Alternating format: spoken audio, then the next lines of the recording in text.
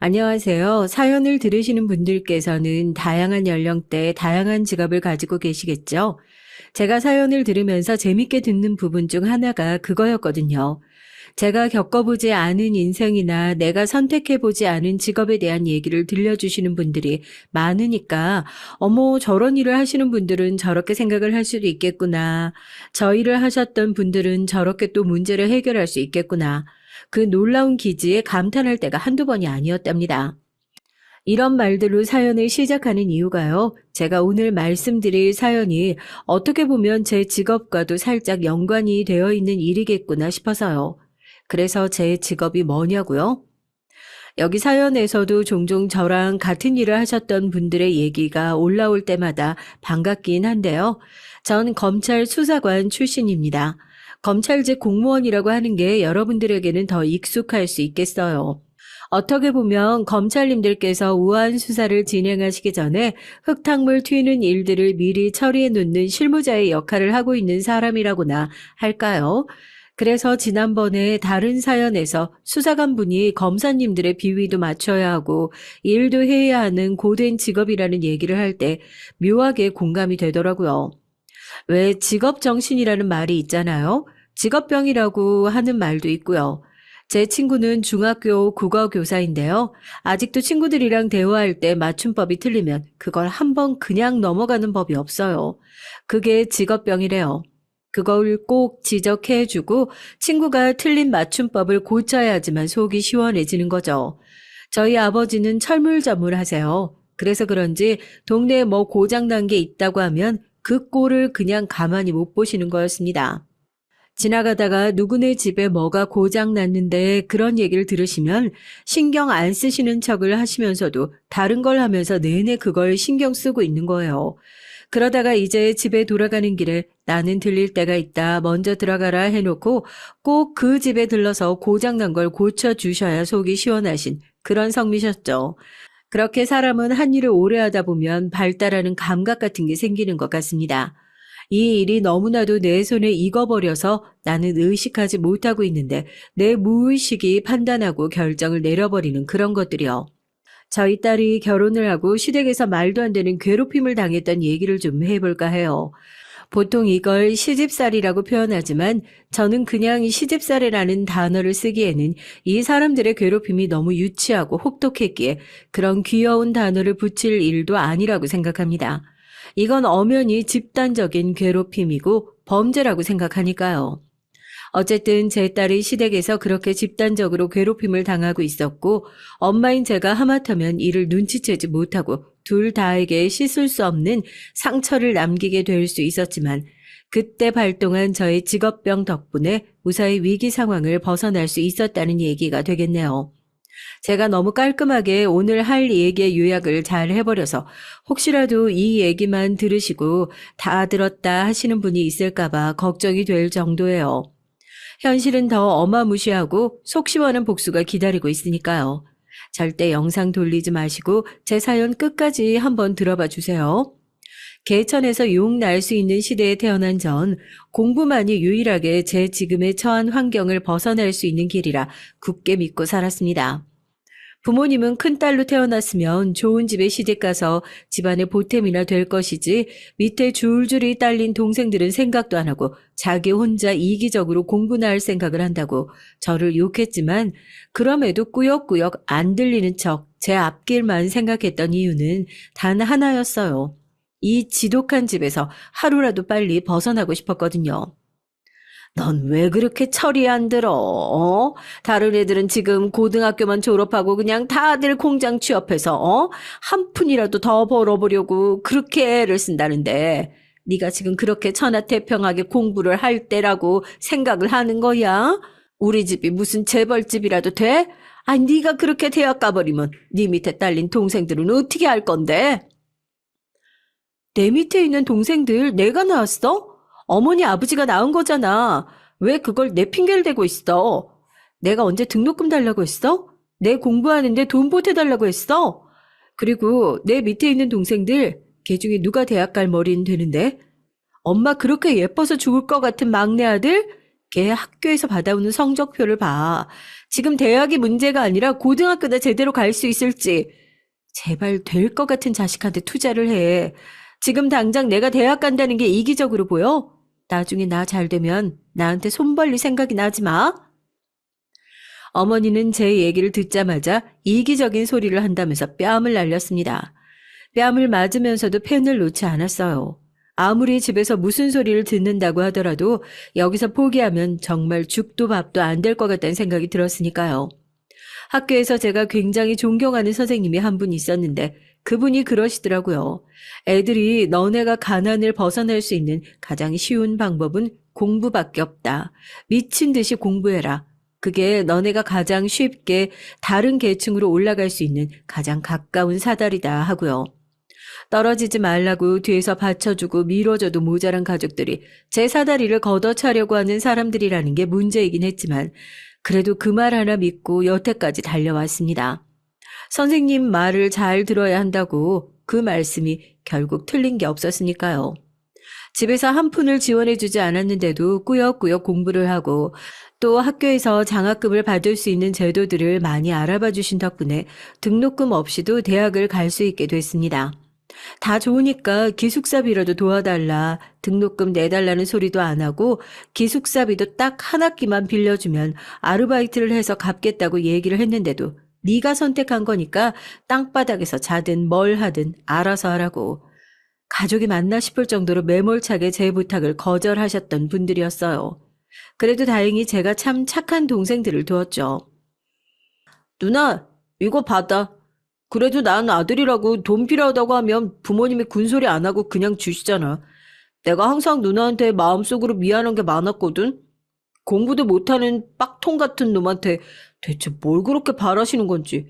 나 같은 거 대학 보내겠다고 누나 대학 등록금 한 푼을 안 내주고. 난 어차피 해도 안 될 놈이라는 거 내가 제일 잘 아는데.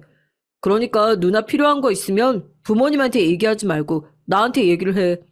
지금 당장은 내가 도와줄 여력이 없어서 직접 도와줄 순 없지만 내가 필요하다고 하면 부모님이 쉽게 거절하실지 못할 거야. 그렇게라도 누나 도와주고 싶어. 동생들이 자기들이 한 푼 두 푼 모았다며 돈을 저한테 대학 가는데 보태라면서 내놓더라고요. 자기들은 어차피 대학 갈 마음도 없고 대학 갈 성적도 안 된다면서요. 부모님이 가장 예뻐하셨던 게 막내 동생이었던 남동생이었는데 남동생은 제가 정말로 생활이 빠듯해질 때마다 부모님한테 말도 안 되는 핑계를 대면서 돈을 받아가 저를 도와줬어요. 막내한테는 저렇게 쉽게 열리는 지갑이면서 왜 첫째 딸인 내 앞에서는 그렇게 굳게 다치는 걸까? 솔직히 억울하고 원망스러울 때도 있었지만 동생들이 이렇게 도와줘서라도 대학을 졸업할 수 있다는 게 얼마나 다행인가 싶어요. 그래서 졸업을 하고 일을 시작하면서 부모님과의 사이는 안 좋았을지 몰라도 동생들과 우애는 참 깊어요. 동생들도 뭐 힘든 일이 있다 싶으면 부모님한테 연락을 하는 게 아니라 저한테 연락을 하죠. 세상 물정 아무것도 모르는 부모님보다 누나가 훨씬 낫다고 그러면서요. 가족 중에 그래도 도움을 받을 수 있는 사람이 있어서 참 다행이죠. 본격적으로 검찰직 공무원 시험을 준비했던 건 3학년 때부터였습니다. 공무원 시험을 봐야겠다라는 생각은 했었지만 검찰 공무원 시험을 생각하고 있었던 건 아니었어요. 저도 맨 처음엔 다른 애들과 마찬가지로 7급, 9급 행정직 시험을 준비하고 있었던 상황이었죠. 오히려 검찰직 공무원은 제가 아니라 대학 시절에 만났던 남편이 준비하고 있었던 시험이었습니다. 대학교에 들어가서 친하게 지내는 친구라고는 남편과 저랑 방을 같이 쓰고 있는 룸메이트 이렇게 딱 둘뿐이었거든요. 전 맨날 아르바이트 하느라 바쁘고 애들과 잘 어울리지도 않고 하니까 두 사람이 신경을 되게 많이 써줬어요. 제발 학교 축제 같은 데도 좀 참여해보라고 하면서 제가 하는 아르바이트를 대타를 나가주었던 적도 있었고요. 제가 항상 경제적으로 쪼들리고 있다는 사실을 알고 셋이 만나서 뭘 먹으러 가면 저한테는 5만 가지 핑계를 대면서 돈을 내라고 했던 적이 단 한 번도 없어요. 뭐 내기를 하자고 가위바위보를 하자고 말도 안 되는 내기를 걸어가면서 미리 자기들끼리 합을 맞춰놓고 제가 항상 이기는 게임을 해주곤 했었거든요. 근데 왜 하필 검찰 공무원이야? 행정직도 있고 교육행정도 있고 할 수 있는 일 많잖아. 왜 하필이면 검찰 공무원인지 해서 뭐 사연이라도 있는 거야? 사연은 무슨, 그냥 멋있어 보이잖아. 양복 입고 검사들이랑 쫙 폼나지 않아? 남편은 꽤나 사연 있는 집에서 자랐던 사람이었거든요. 시아버지께서 검사셨어요. 자식도 같은 법조인의 길을 걷길 간절히 바라셨지만 남편은 아버지가 하는 일에 학을 뗐던 건지 아니면 아무리 노력해도 법대를 갈 만한 성적이 안 됐던 건지 그건 아직까지 저도 정확히 모르겠어요. 또 시험에 철석 합격을 한 거 보면 이 정도 머리면 충분히 변호사 시험을 준비해 봤어도 되지 않나 싶긴 한데 말이죠. 그렇게 저도 검찰직 공무원에 관심이 생기게 되어 남편과 함께 공부를 하게 됐죠. 공부를 하면서 도움을 참 많이 받았었네요. 집안에서는 당연히 지원을 하나도 받지 못했으니까 남편이 본인 부모님께 말씀드려서 교재도 지원을 받고 학원을 대신 끊어주기도 했고요. 처음엔 부담스러워서 아무리 그래도 이건 아닌 것 같다 다 거절을 하기도 했는데요. 남편이 그래요. 나란히 공무원 시험 합격하면 결혼하겠다고 얘기를 했다고요. 난 좋다고 얘기도 안 했는데 누구 맘대로 결혼이야 결혼은? 이렇게 코 꿰는 거지. 며느리 될 사람 합격은 시켜야지 않겠냐고 내가 좀 도와달라고 말씀드렸어. 그러니까 우리 이제 무슨 수를 써서라도 합격해야 된다고. 우리 부모님이 또 다른 건 몰라도 투자한 건 제대로 뽑아내야 직성이 풀리시는 분들이거든. 말은 그렇게 했지만 저도 남편이 싫지 않았으니까요. 만나면서 생활도 많이 안정됐고 차분한 환경에서 먹고 사는 걱정 없이 처음으로 공부를 해볼 수 있었어요.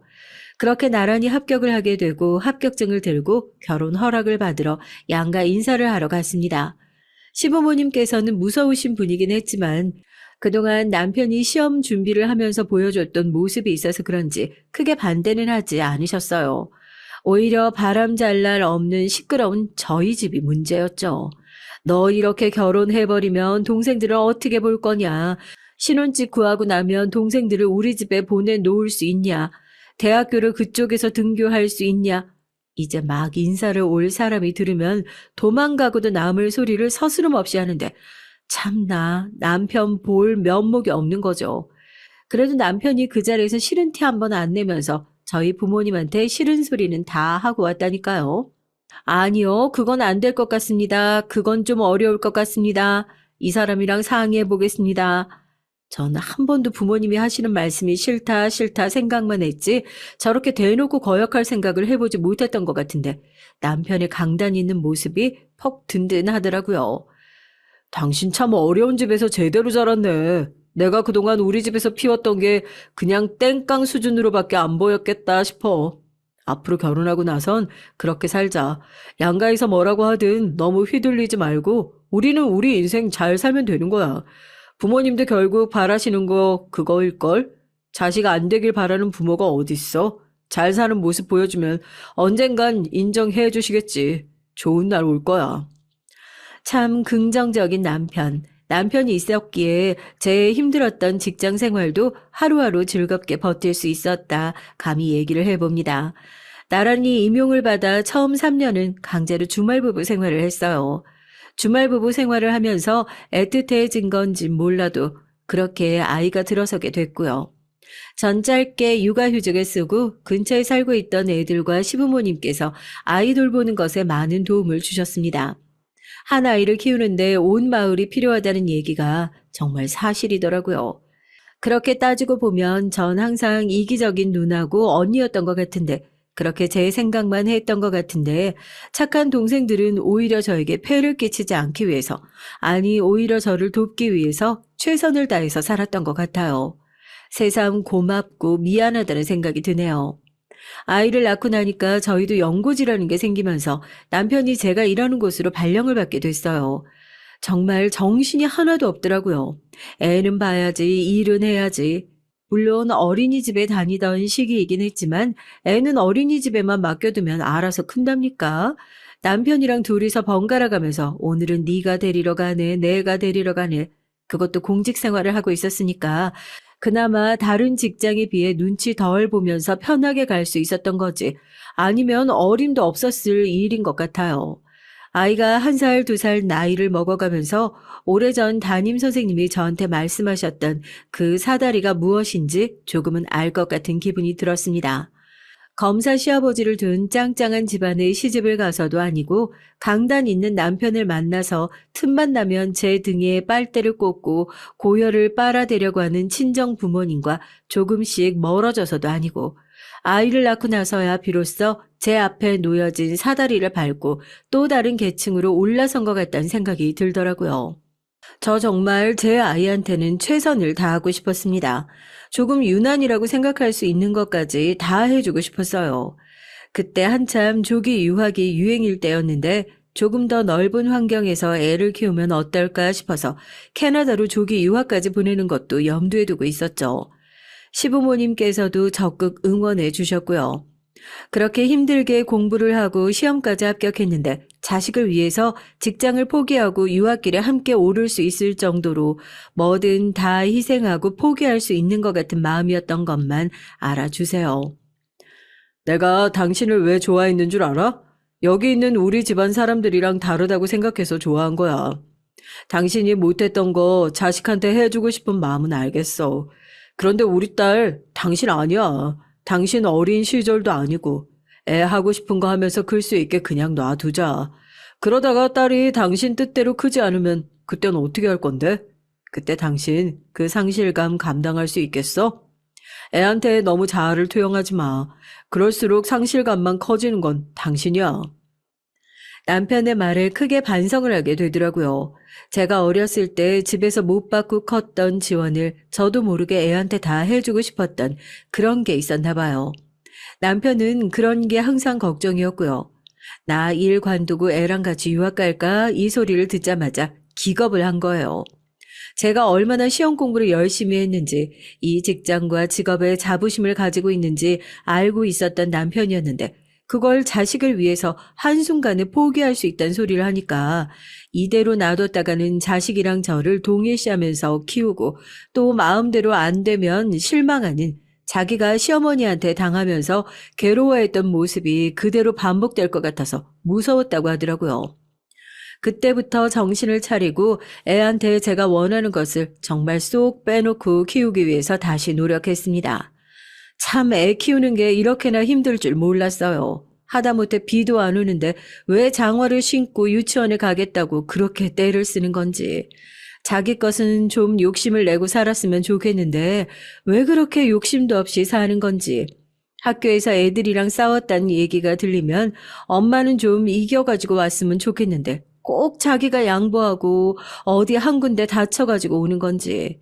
늘 속이 터지고 답답한 일이 반복됐지만 그게 다 애 키우는 과정이다. 원래 이렇게 힘든 거다 생각하면서 버텼죠. 그래도 남편이 그때 저 일 관두고 애랑 같이 유학 가겠다고 한 거 말려준 게 너무 고맙더라고요. 그때 일을 관뒀으면 얼마나 후회했을지요. 그런데 제가 어떻게 일을 관두게 되더라고요. 어떻게든지 검찰 수사관 경력을 이어나가서 내부에서 승진을 하고 정년 퇴임까지 하리라 결심을 했었는데 아이를 낳은 이후로 수시로 찾아오는 근육염이 저를 괴롭혔습니다. 강한 스테로이드를 처방받아도 잠시였어요. 처음에는 그냥 찌릿거리는 통증이 전부였다면 애가 중학교에 들어갈 때가 되니까 아주 가벼운 일상생활을 하는데도 무리가 올 정도였습니다. 애 머리를 빗겨주고 프라이팬을 드는 가벼운 동작을 하는데도 온 몸이 찌릿거리는 느낌이 들어서 도저히 출근을 못하겠다 싶은 게 한두 번이 아니었어요. 근육염 진단을 받아 병가도 써보고 어떻게든지 직장 생활을 마무리해보려고 애를 썼지만 세상엔 제 뜻대로 되지 않는 일들이 너무나도 많더라고요.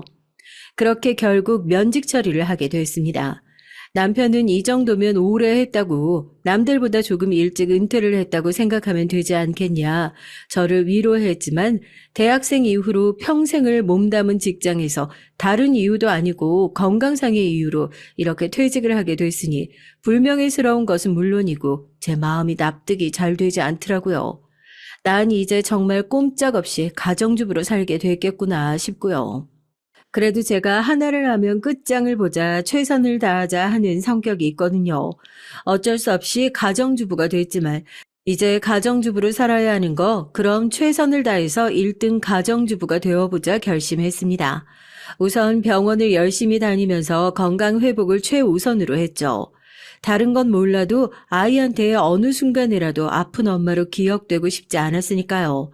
직장 생활을 한답시고 참여하지 못했던 아이의 학교 생사도 거의 문지방이 닳도록 참여했죠.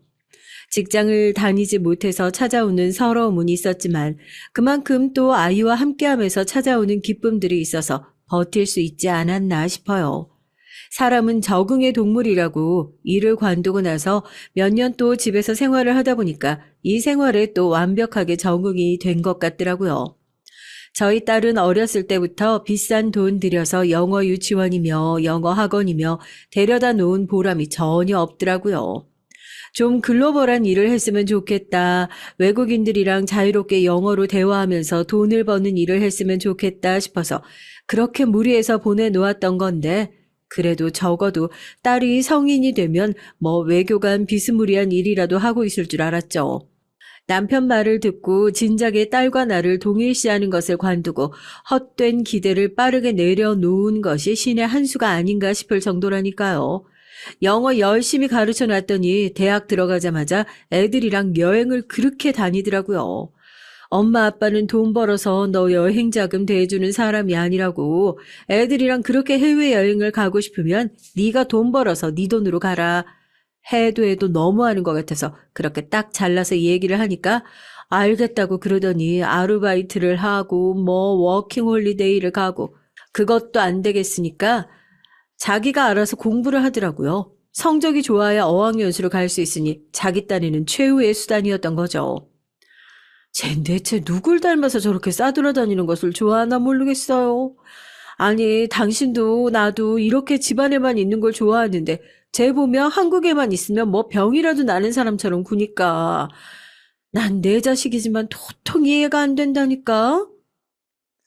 제가 맨날 딸한테 그랬거든요. 너는 배짱이다. 노는 거 좋아하니까 배짱이가 따로 없다. 그렇게 맨날 놀러 다니는 것만 좋아해서 대체 뭐가 될래 했었는데 여행사에 취업을 했더라고요. 결국에 사람은 자기가 좋아하는 일 따라서 하게 되어 있나 봐요. 폭폭했던 딸의 일상도 자기가 좋아하는 일을 만나고 나서 풀렸는 것 같습니다. 엄마, 나는 여행 다니는 게 너무 좋았는데 일을 하러 다니는 게 아니라 맨날 놀러 다니는 기분이야. 너무 행복해.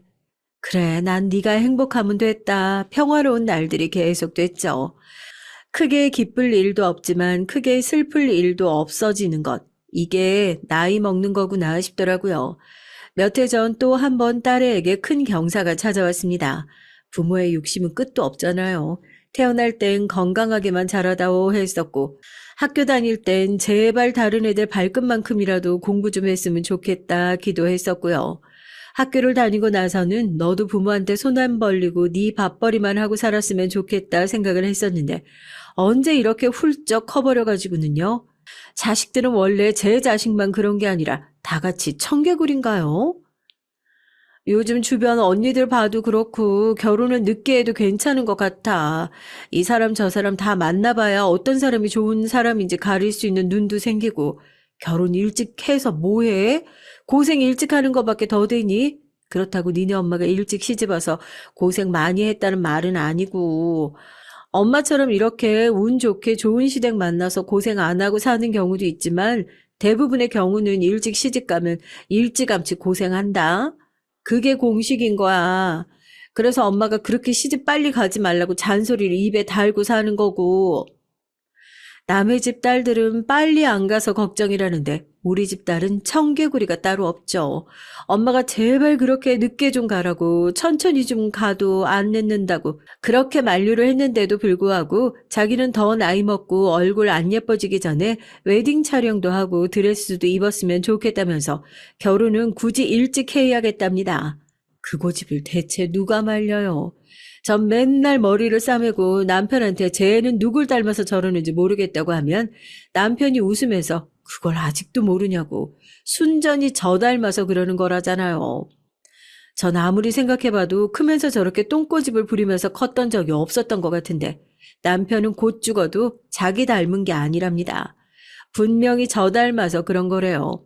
여튼 맨날 여행 그렇게 노래를 부르더니 시댁 식구들이 시골에서 펜션 사업을 크게 하고 있대요. 참 시집도 자기랑 잘 어울리는 집으로 가는구나 싶어서 어이가 없더라고요. 엄마, 나도 결혼하고 나면 남편이랑 같이 내려가서 시댁 식구 펜션 사업하는 거 같이 도와드릴까 봐. 같이 일을 해야겠다는 생각을 해본 적은 한 번도 없는데 승우 씨가 갑자기 그런 얘기를 하더라고. 나야 뭐 여행사에서 일한 경력도 꽤 되고 승우 씨네 집도 이제 여행 호황기다 뭐다 이런 얘기 나오니까 아무래도 사업을 좀 크게 확장시키려는 생각이 있나 봐. 나한테도 좋은 기회 같은데 엄마 어떻게 생각해? 너 같으면 엄마가 옳았구나 하고 딸을 보내주겠냐 하고 딸 머리를 한 대 콱 쥐어박았죠. 지금 딸 시집 보내는 것도 서러운데 가뜩이나 차 끌고 가기도 힘든 강원도로 시댁 식구들이랑 펜션 사업을 하면 좋을 것 같다고 신나가지고 얘기를 하는 이 철딱서니에게 제가 무슨 말을 한단 말입니까? 아무리 그래도 시댁 사람들이고 부부랑 같이 사업을 해도 싸움은 일어나기 마련인데 시댁 식구들이랑 같이 한다는 것 자체를 좀 신중하게 생각해 봤으면 좋겠다 이 얘기를 했죠. 더군다나 아직 식을 올린 상황도 아닌데요. 어쩜 이렇게 딸을 훌륭하게 잘 키우셨어요. 아유, 인사하러 왔는데 저희가 고마워서 새아가한테 절을 한번 했다니까요. 두 분 다 검찰 수사관 출신이시라고요. 별거 있나요? 그냥 다 공무원이고 나라 녹 받아먹고 사는 사람들인 건 똑같죠. 저야 뭐 오래전에 건강 때문에 일 관둬서 어디 출신이라고 얘기하는 것도 민망한데요. 사업을 오랫동안 해오신 게 더 대단합니다. 가족끼리 그렇게 사업을 운영한다는 것이 쉬운 일이 아닌데요. 그 얘기를 듣자 하니까 펜션이 몇 채나 되신다고. 저희 딸 어깨가 무겁겠네요. 안 그래도 저희가 괜히 귀한 인재 데리고 가서 일이나 시키고 부려먹으려는 것처럼 보일까봐 걱정입니다. 아, 당연히 이렇게 귀한 인재 데리고 가는데 저희도 제대로 대우를 해줄 생각이에요. 며느리라 생각하지 않고 업계 최고의 인재를 모신다는 생각으로 대우할 테니까 그 부분은 너무 염려하지 않으셨으면 좋겠습니다. 안 그래도 사업을 같이 한다는 것 자체가 너무 찝찝하고 되도록 하지 않았으면 좋겠다. 딸한테도 그렇게 얘기를 했는데 상견례 자리에서 사돈댁이 먼저 선수를 치더라고요. 사업을 확장하는 데 있어서 저희 딸이 꼭 필요한 재원이니까 지금까지 하는 일을 정리하고 집에서 하는 사업을 함께 도와줬으면 좋겠다고요. 그렇게까지 얘기를 하는데 면전에다 대고 이거 우리 딸 대놓고 시댁에서 부려먹겠다는 소리 아닙니까? 어떻게 이런 소리를 하겠어요. 더군다나 딸아이의 얘기를 들어보면 원래 여행사에서 일하면서 봤던 것보다 연봉이며 대우며 곱절로 더 잘해주신다고 약속을 하셨다고 하더라고요. 그래 어쩌면 일도 가정도 딸에만 중심을 잘 잡고 한다면 두 마리 토끼를 한꺼번에 다 잡을 수 있는 기회가 될 수도 있겠다. 내가 너무 부정적으로만 생각하지 말아야지 하고 저도 마음을 고쳐먹었습니다. 의심하기에는 사돈부부의 인상이 너무 좋았던 탓도 있어요. 원래 사기꾼들이 사람 환심을 사기 위해서 좋은 인상으로 접근하는 법이라는 걸 제가 간구하고 있었던 거죠. 너무 오래 일을 쉬었나 봐요. 그 사소한 것 하나도 놓칠 정도로 말입니다. 왜 갑자기 사돈들에 대한 태도가 이렇게 날카롭게 변하게 됐냐고요? 딸아이 결혼시키고 시집을 간 지 얼마 안 됐을 때까지만 하더라도 전혀 이런 생각이 없었어요. 항상 즐거운 목소리로 딸에게 전화가 왔고 그 목소리 하나만 들어도 안심이 되는 것이 부모니까요.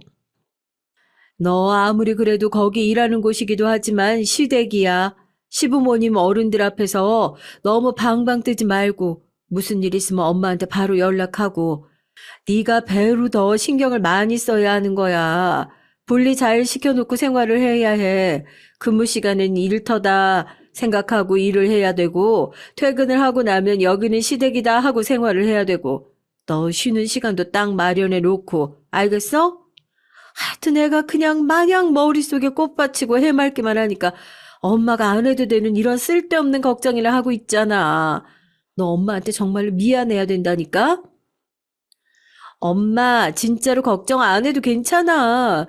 내가 왜 예전에 여행사 처음 들어갔을 때 일하러 가는 게 아니라 매일 놀러 가는 기분이라고 했잖아. 지금 시댁이 딱 그렇다니까. 나처럼 즐겁게 시집살이 하는 사람이 아마 없을 거야. 여기 정말 산도 좋고 물도 좋고 공기도 너무 좋아. 엄마도 아빠 휴가 기간 맞춰서 다 같이 오면 너무 좋겠다. 시댁이 시댁 같지 않고 정말 어디 펜션에 놀러 온 것 같다는 얘기를 하는 딸을 보면서 참 다행이다 생각했어요. 안사돈에게 한 통의 연락을 받기 전까지는 말입니다. 사돈댁이랑 연락을 하고 지내시나요? 특별한 일이 없으면 전혀 연락을 하지 않고 지내는 것이 보통 사돈지간 아니겠습니까?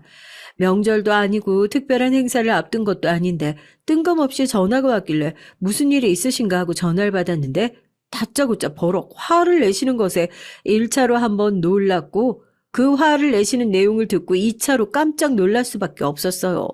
다른 것도 아니고 딸아이의 가정교육을 혼내기 위해서 직접 이렇게 전화를 한다니요. 사돈, 저 그렇게 안 봤는데 새아가가 정말 실망입니다. 제가 며칠 내내 잠도 못 자고 이걸 말을 해야 되나 말아야 되나 고민하다가 아무리 생각을 해도 이건 아닌 것 같아서 직접 말씀을 드려요. 아무리 그래도 그렇지 어떻게 시댁 돈에 그렇게 함부로 손을 댈 수가 있습니까? 제가 알기로 친정에서 그렇게 모자라게 키운 것도 아니라고 들었는데 어떻게 그렇게 말도 안 되게 돈에 욕심을 낼 수 있단 말이에요? 전 다른 건 몰라도 이렇게 가족 간의 신뢰가 깨진 건 사과를 받아야겠습니다. 이제 제가 어떻게 새아가 믿고 일을 맡기겠어요? 네? 아니 그게 무슨 말씀이세요? 지금 사돈 말씀은 저희 애가 시댁 돈에 손이라도 댔다는 말씀이세요? 무슨 오해가 있으시겠죠? 너무 황당한 연락이었어요. 같이 일을 하면서 분명히 한 번쯤은 크고 작은 트러블이 있을 거다 예상은 했지만 이런 종류의 문제일 거라고는 상상도 하지 못했습니다. 안사돈의 얘기는 그랬어요. 매달 펜션 운영을 하면서 장부 정리를 하는데 몇 달 내내 저희 딸이 관리하고 있는 동들의 돈이 맞지 않는다는 것을 가족들 모두가 이상하게 생각하고 있었대요. 돈 관리도 철저하게 하고 보안에 엄청 신경을 쓰고 있던 터라 이런 돈 문제가 생긴다면 분명히 가족 중 한 사람일 게 뻔한데 서로 괜한 의심하고 싶지 않아서 의심이 되는 정황은 있었지만 특별히 문제 삼지 않았던 것도 있었다고요. 그런데 아무리 생각을 해도 더 이상 의심할 사람도 없고 돈이 비는 액수가 너무 커서 이건 아니다 싶어 안사돈이 직접 제 딸아이의 가방을 확인했는데 종이끈으로 묶어둔 작은 돈다발 하나가 그대로 나왔답니다. 가족이라 차마 이걸 경찰서에 신고를 할 수도 없고 딸한테 물어도 자기는 절대 죽어도 모르는 일이라고 딱 잡아떼고 어떻게 할까 고민하다가 저한테 겨우 전화를 한 거라고요. 다른 건 몰라도요. 제가 딸을 키우면서 그런 쪽으론 딸이 문제를 일으켰던 적은 단 한 번도 없어요. 이건 집에서 딸을 여유롭게 키웠고 모자라게 키웠고의 문제가 아니라요. 아무리 모자라더라도 남의 물건에 탐을 내는 사람으로 키우지 않았다고 엄마인 제가 가장 잘 알고 있죠. 그런데 그 돈 뭉치라고 해봤자 그거 얼마나 된다고요. 겨우 그 돈을 탐을 내요. 제 딸이 그 돈이 욕심이 나서 다른 것도 아니고 시댁 돈을 매달 그렇게 조금씩 삥땅을 치고 있었다고요? 이게 무슨 황당하고 말도 안 되는 소리예요. 정확한 사연은 모르겠지만 안사돈 분명 무슨 오해가 있을 겁니다. 저희 딸이 절대 그럴 리가 없습니다. 그건 키워온 엄마인 제가 보증해요. 아직 확실한 증거도 없으니까 무조건 우리 딸이라고 범인을 단정짓지 마시고 오해하는 일은 그만두세요. 확실히 증거가 없다니요. 제가 분명히 새아가 가방에서 돈 뭉치를 발견했다니까요. 지금 제 말이 거짓말이라고 의심하시는 거예요? 이건 무슨 엄마나 딸이나 하나같이 돈 얘기만 나오면 일단 잡아떼고 보는 게 습관도 아니고 어이가 없어서 정말. 이 얘기를 듣자마자 저도 너무 기가 막혀서 남편에게 당장 연락을 했죠. 남편도 제 얘기를 듣더니 깜짝 놀라요. 우리 딸이 절대 그런 일 할 리가 없다는 게 남편의 얘기죠. 전 전화를 끊고 당장 딸에게 전화를 했습니다. 아무런 얘기도 할 필요 없이 당장 집으로 오라고요. 얼굴이 눈물 범벅이 된 딸이 집으로 왔어요. 얼마나 놀랐을지 이런 말도 안 되는 누명을 쓰고 감당을 할 수 있을 정도로 강심장인 애가 아닌데 제 얼굴을 보자마자 눈물을 펑펑 쏟으면서 자기는 절대 모르는 일이라고 자기는 절대 그런 적이 없다고 해명을 하더라고요. 엄마가 널 몰라? 네가 절대 그럴 사람이 아니라는 거 엄마가 알고 아빠가 알아. 네가 아니면 대체 누가 그랬는지 제대로 밝혀내야 할 거 아니야. 너 그러면 평생 시댁에서 도둑 취급받으면서 살 거야? 그건 아니잖아. 거기 사무실엔 CCTV 설치도 제대로 안 되어 있었어? 대체 무슨 일이 있었던 건지 한번 정확하게 설명을 해봐. 딸애도 제 얼굴을 보니까 조금 진정이 됐는지 눈물을 멈추고 설명을 하기 시작하더라고요. 시댁이 운영하는 펜션에서 돈이 없어지기 시작했던 건 사실이랍니다. 자기가 관리하는 동에서만 돈이 없어졌던 것도 사실이라고요. 그런데 정말 자기는 그 돈에 손을 댄 적도 없고 장부 관리도 철저하게 했답니다. 그래서 더 귀신이 고칼 노릇이라고 너무 억울하다고 하더라고요. CCTV는 없냐고 물어보니까 사무실 안에는 본인 말고도 일을 하는 직원들이 있기 때문에 직원들의 인권 보호 때문에 따로 CCTV를 설치하지 않는 것을 원칙으로 하고 사무실 바로 앞에 있는 CCTV는 고장, 복도 입구부터 촬영이 가능한 CCTV엔 워낙 왔다 갔다 하는 사람들이 많아서 그것만 가지고는 범인을 특정할 수 없다고 하더라고요. 그리고 본인은 오히려 시어머니를 의심하고 있었다는 겁니다. 이건 또 무슨 소린가 싶었죠. 금고를 관리하는 열쇠는 가족들만 사용할 수 있는데 얼마 전에 열쇠를 잃어버리셨다면서 잠시 열쇠를 빌려달라고 했던 적이 있었답니다. 원칙적으로 열쇠는 반출 금지되어 있기 때문에 절대 안 된다고 얘기를 했지만 그냥 너랑 나랑 둘이서만 알고 있으면 되는 것을 뭐 그렇게 빡빡하게 구냐고. 혹시라도 문제가 생기면 자기가 책임져야 하기 때문에 안 된다고 거절을 했는데 그때부터 시어머니가 대놓고 본인을 미워하기 시작한 것 같다는 겁니다. 그렇게 열쇠 빌려달라고 말씀하신 지 얼마 안 지나서 처음으로 돈이 비기 시작했으니까 내 입장에선 시어머니가 혹시라도 금고에 손을 대신 게 아닌가 의심스러워가지고 내가 대놓고 여쭤본 적도 있어. 혹시 어머님 어제 금고에 손 대신 적 있냐고. 내가 엄마 닮아서 좀 철두철미하잖아. 분명히 금고 뒤쪽에 누가 열면 표가 나게끔 포스트잇을 붙여놨는데 아침에 확인해보니까 접혀진 흔적이 있더라고.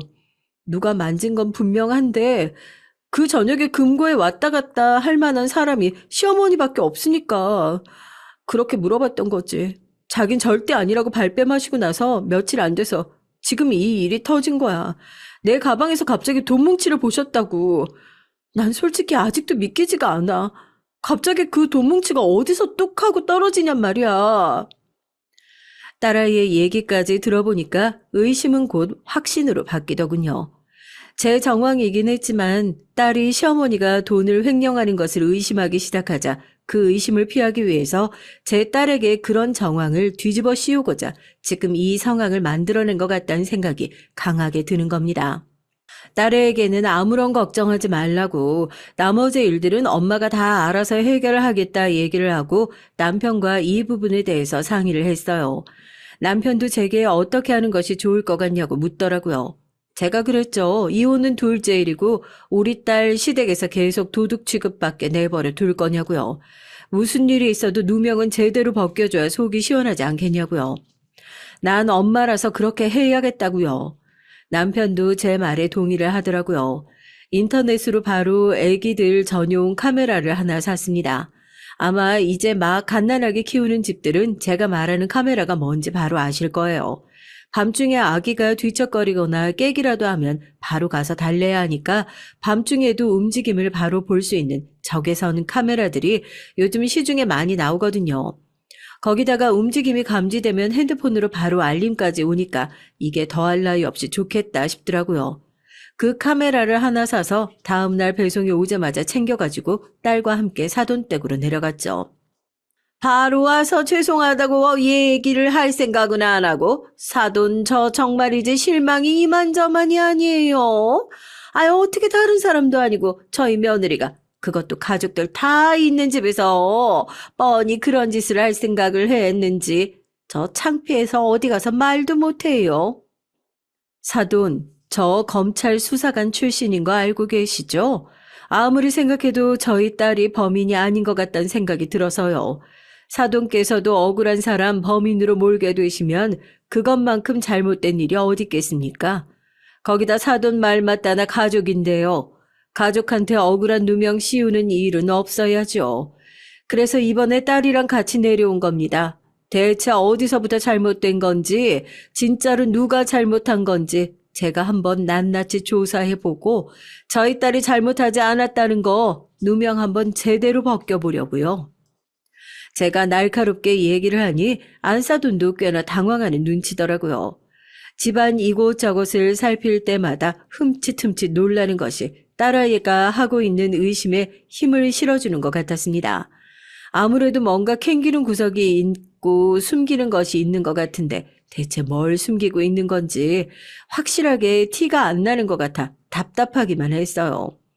거기다가 저를 졸졸 따라다니면서 뭐 좀 나왔냐, 누가 범인인 거 알 것 같냐, 꼬치꼬치 캐묻는 통에 카메라를 제대로 설치할 시간도 없더군요. 당일에 바로 집에 올라가려 했지만 시간이 늦어져 하루 자고 가겠다고 얘기를 하고 모두가 잠든 새벽에 딸아이와 함께 딸아이가 관리하는 펜션과 바로 앞쪽 눈에 잘 띄지 않는 위치를 골라 카메라를 몰래 설치해두고 집에 돌아왔습니다. 그리고 며칠 후 카메라에 잡힌 장면을 보고 전 경악을 금치 못했어요. 대체 뭐였냐고요? 예상대로 범인은 딸아이가 아닌 안사돈이었습니다. 자기가 한 잘못을 제 딸한테 고스란히 뒤집어 씌운 것이더라고요.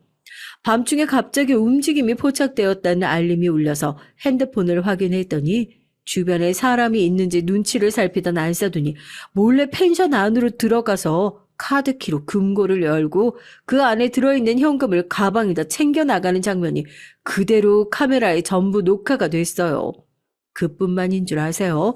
돈이 또 없어지면 누군가 자기를 의심할까 싶어서 딸아이가 업무를 보는 책상 서랍 안쪽에다가 돈 뭉치를 하나 몰래 넣어두는 장면까지 녹화가 됐죠.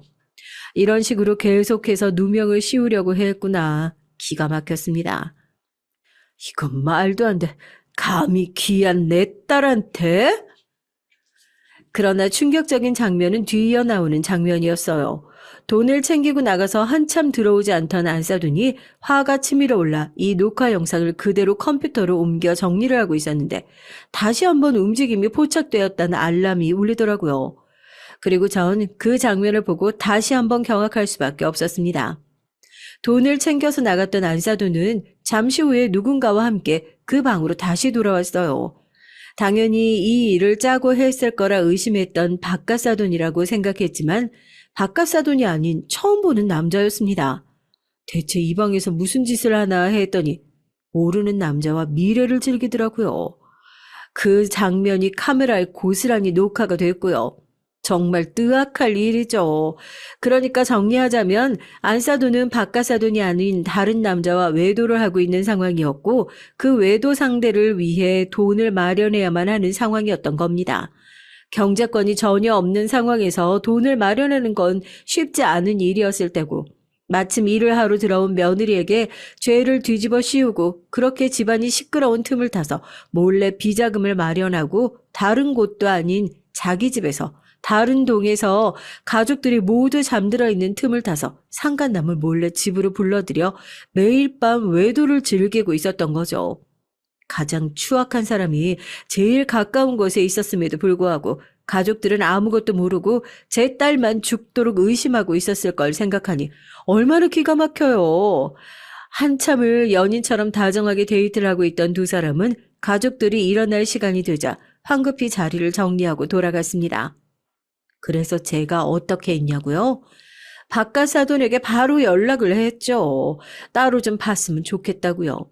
바깥사돈 역시 이번 일의 범인을 제 딸로 의심하고 있는 상황이었고 잔뜩 화가 나 있던 바깥사돈과 사위에게 전 제가 몰래 설치했던 카메라에 녹화되어 있던 영상을 보여줬습니다. 두 사람의 표정은 충격과 공포로 서서히 물들어갔어요.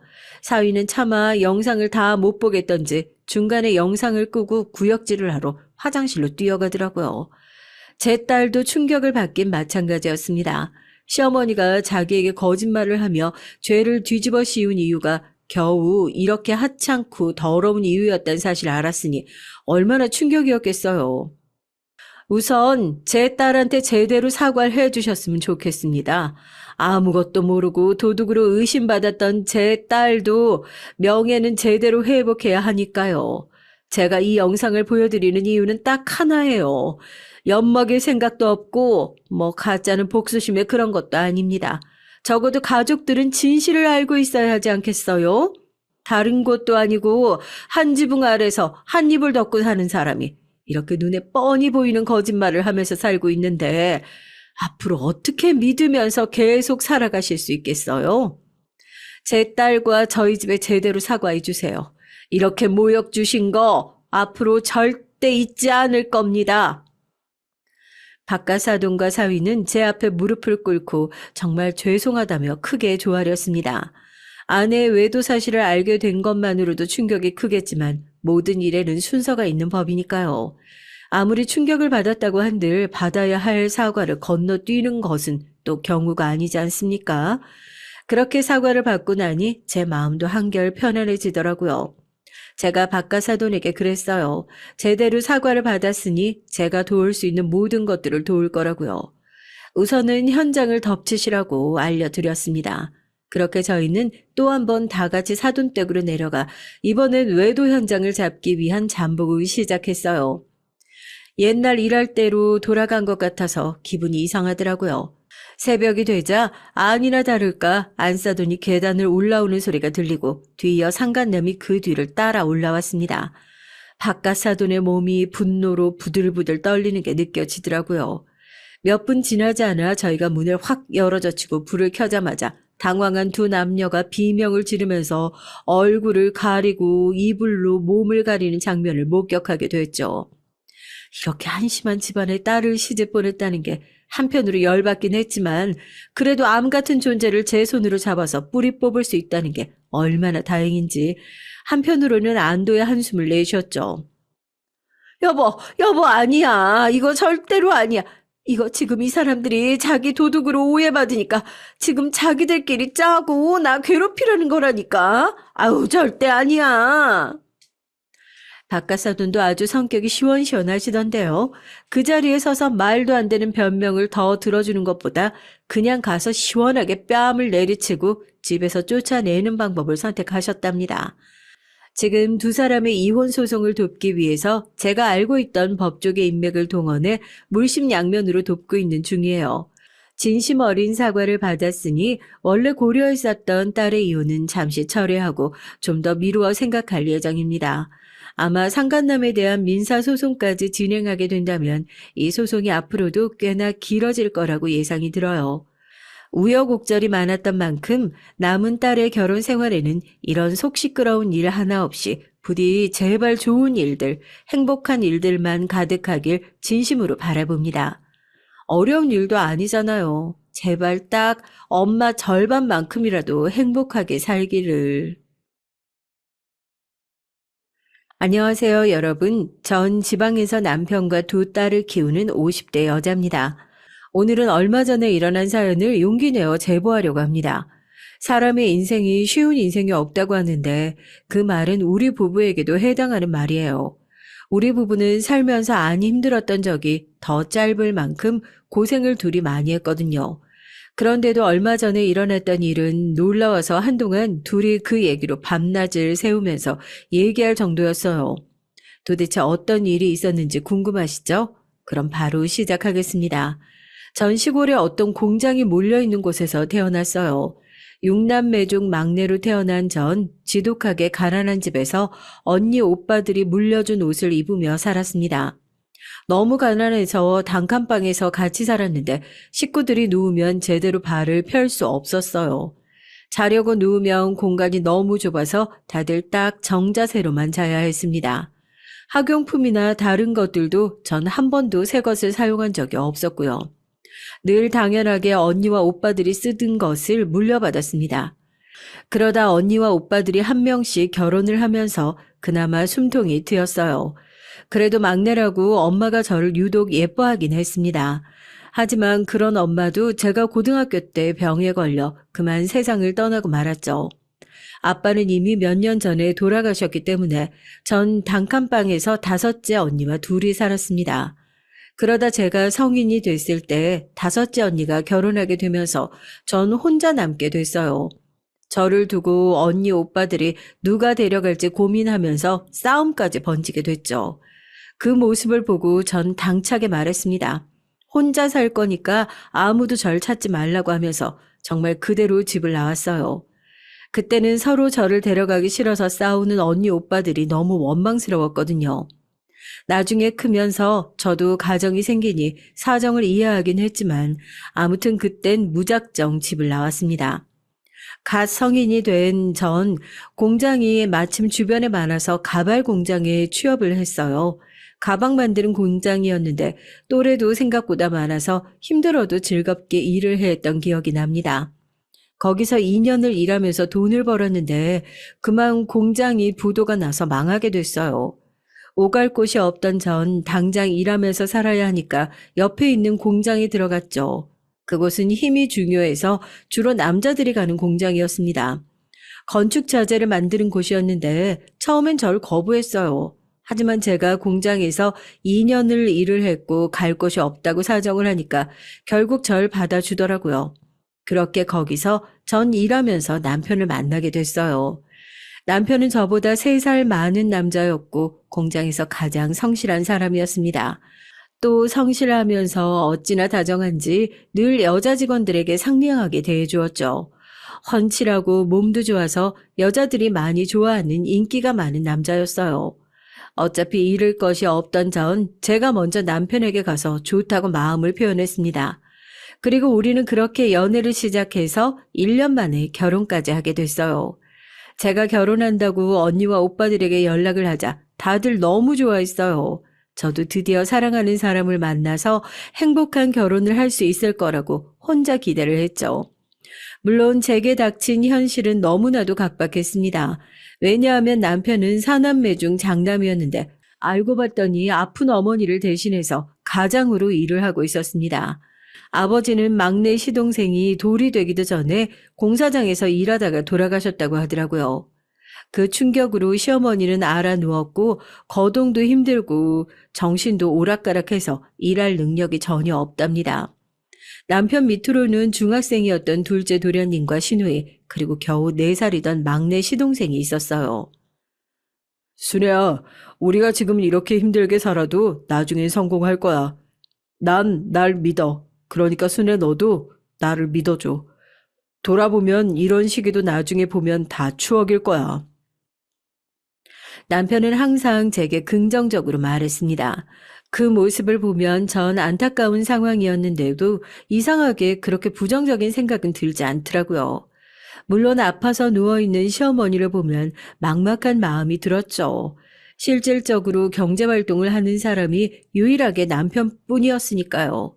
게다가 시어머니가 쓰러지면서 빚도 많이 생겨서 그걸 갚는 것만 해도 몇 년이 걸릴 예정이었습니다. 남편과의 사이는 문제가 전혀 없었는데 문제는 다른 곳에 있었죠. 바로 둘째 도련님이 오늘 제 사연의 주인공입니다. 전 처음 남편을 따라 시댁에 갔을 때 도련님을 처음 봤는데 그때는 그래도 나름 어려서 괜찮았어요. 하지만 결혼을 하고 같이 살기 시작하자 도련님의 사춘기가 찾아와서 그때 저랑 남편이 고생을 얼마나 했는지 몰라요. 왜냐하면 도련님은 질이 나쁜 양아치들과 어울리기 시작했거든요. 학교에 가지 않아서 선생님께 연락이 수도 없이 많이 왔어요. 그러면 전 그 전화를 받고 학교까지 직접 가서 선생님께 빌었습니다. 남편은 공장에서 일하느라 바빠서 제가 남편 몰래 도련님을 사고 친 것 막았던 적이 한두 번이 아니에요. 실질적인 엄마인 시어머니는 누워서 허공만 바라보며 살았기 때문에 학교에 갈 수가 없었죠. 남편이 공장에서 얼마나 힘들게 일하는지 아는 전 형의 노력도 모르고 사고를 치는 도련님이 얼마나 미웠는지 모릅니다. 도련님, 이제 제발 학교도 제대로 다니고 밖에서 이상한 친구들하고 어울리지 말아요. 오토바이 타고 그러는 거 지금은 제가 남편에게 알리지도 않았는데 한 번만 더 걸리면 그땐 저도 남편한테 말할 거예요. 그러니까 다시는 그러지 말아요. 알겠어요? 형수님이 뭔데 저한테 그러세요? 형수님이 제 마음을 알아요? 아빠는 죽고 엄마는 저렇게 병에 걸려서 난리고 집은 찢어지게 가난한데 제 밑으로 동생 둘이나 있어요. 이 집에서 과연 희망이 있어 보여요? 도련님, 지금 어리고 사춘기라 그렇게 생각할 수도 있는데, 그래서 도련님 형이 밖에서 뼈 빠지게 일하잖아요. 일부러 돈을 조금이라도 더 받으려고 잔업도 매일 하고 주말에도 나가서 일하는 거 몰라요? 본인 먹을 건 아끼면서 동생들 먹일 간식은 늘 사오는데 왜 그렇게 말을 해요? 도련님은 제가 뭐라고 하면 본인이 더 난리였습니다. 가난이 그렇게 싫었는지 도련님은 매일 불평불만이었어요. 남들은 새 신발이나 옷을 입는데 본인만 매번 똑같은 옷을 입는다고 투정을 부렸죠. 남편은 어떻게든 동생들을 먹여 살리려고 혼자 몸이 성한 것도 없는데 나가서 일을 했거든요. 매일 파스를 붙이고 근육통에 잠자면서 신음을 몇 번이나 흘렸는지 몰라요. 그 사정을 아니까 전 도련님이 저렇게 엇나가는 것이 마음에 들지 않았습니다. 물론 도련님이 아닌 아가씨나 막내 시동생은 착했어요. 특히 도련님과 겨우 1살 차이밖에 나지 않는 아가씨는 또래에 비해 심하게 철이 든 상태였습니다. 제게 새언니라고 부르면서 얼마나 예쁜 짓을 했는지 몰라요. 사정이 어려워서 문제집도 제대로 못 써줬는데 반에서 등수가 3등을 벗어난 적이 없습니다. 남편도 유일한 여동생인 아가씨를 보면 밥을 안 먹어도 배가 부르다고 할 정도였죠. 너무 어렸던 막내 시동생은 그냥 제가 낳은 자식이라고 생각하면서 키웠어요. 실제로 제게 엄마라고 부를 정도로 막내는 제 붙박이었습니다. 막내 시동생을 업고 시장에 가면 당연하게 우리를 모자사이라고 인식하셨죠. 그런 시선이 불쾌하지 않고 저는 좋았어요. 집안에서 유일하게 문제였던 둘째 도련님은 고등학교에 가자 더 심하게 사고를 치기 시작했습니다. 그때 제가 막을 수 있는 한계를 벗어나서 남편도 동생의 비행을 알게 됐고요. 초장에 고치지 않으면 잡히지 않을 거라 남편은 나를 잡고 둘째 도련님을 혼냈습니다. 그런데 이미 나쁜 짓에 물든 도련님은 날이 갈수록 엇나가기 시작했어요. 중학생 땐 그래도 학교에서 저를 불렀는데 고등학생 땐 제가 어디 갔는지 아세요? 바로 경찰서로 막내 도련님을 업고 찾아갔습니다. 경찰서에 잡혀갔다고 엉엉 우는 아가씨를 옆에 끼고 경찰서에 간 전 둘째 도련님을 보고 너무 심하게 화가 났어요. 경찰에게 듣기론 질이 나쁜 학생들과 몰려다니면서 오토바이도 타고 담배를 피우면서 길에서 술을 마셨다고 하더라고요. 전형적인 양아치 학생들의 행동을 하는 도련님이 너무 원망스러웠습니다. 경찰에게 빌어서 훈방 조치를 받고 집에 오는데 본인의 잘못을 모르고 오히려 툴툴거리더라고요. 도련님은 진짜 양심이 없어요? 형이 얼마 전에 발목 다쳤는데 병원에 가지도 못하고 계속 일하는 거 몰라요? 그렇게까지 일하는 게 다 누구 때문인데 이렇게 사고를 쳐요. 도대체 돈은 어디서 났길래 담배를 사요? 그것도 몰려다니면서 뺏었어요? 아우, 형수님, 그만하라고요. 나라고 뭐 이러고 싶어서 그래요? 남들은 부모 잘 만나서 맛있는 것도 도시락으로 싸우고 멋진 옷도 입는데 나만 이러잖아, 나만. 학교에 왜 안 나가냐고요? 창피해서요. 쪽팔려서 가기 싫다고요. 도련님은 제가 뭐라고 하자 미친 사람처럼 욕을 하기 시작했습니다. 아가씨가 엉엉 울며 말려도 듣지 않았어요. 그때 집에 돈이 너무 없어서 전 남의 집에 가서 몇 시간이라도 오전에 일하고 일당을 받고 있었거든요. 그 집이 하필 도련님의 반 친구 집이었던 거죠. 그게 너무 창피해서 학교에 못 간 거라고 오히려 제 탓을 하는 모습에 저도 눈물이 나오기 시작했습니다. 집 앞에서 그러고 있으니 당연히 동네 사람들이 다 구경을 했죠. 창피해서 집으로 데리고 오려고 해도 도련님은 쪽팔려서 못 살겠다고 소리를 질렀습니다. 그것을 퇴근하고 오던 남편이 발견해서 길거리에서 얼마나 화를 냈는지 몰라요. 그러자 도련님이 제게 하던 것처럼 소리를 지르면서 반항했고 남편도 진심으로 도련님에게 실망했고 화를 냈어요. 그러자 도련님이 어떤 행동을 했는지 아세요? 다 필요 없다고 하면서 그대로 집을 나간다고 말하고 동네를 빠져나갔습니다. 전 그 행동이 그냥 홧김에 한 짓이라고 생각했죠.